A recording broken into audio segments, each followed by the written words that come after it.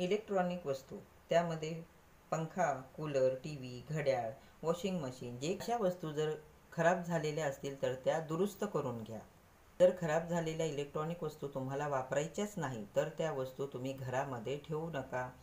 अशा वस्तू घरामध्ये आपल्याला ठेवता येत नाही.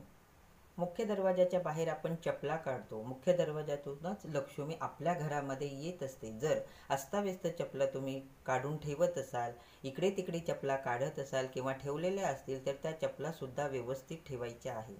चप्पल ही खूप मोठी दरिद्री आहे. तुटलेल्या चपला, बुटं असतील, जे काही पादत्राणं असतील, तुम्हाला ती वापरायची नसतील तर ती फेकून द्या, कोणालाही देऊ नका. जुने कपडे असतील ते तुम्हाला वापरायचे नाही, तुम्ही घरामध्ये साठवून ठेवलेले असतील तर ते कपडे स्वच्छ धुवा, वाळवा, त्याच्या घड्या घाला आणि एखाद्या गरजू व्यक्तीला तुम्ही द्या. असे कपडे गरजू व्यक्तीला दिले तरीही चालतं. मात्र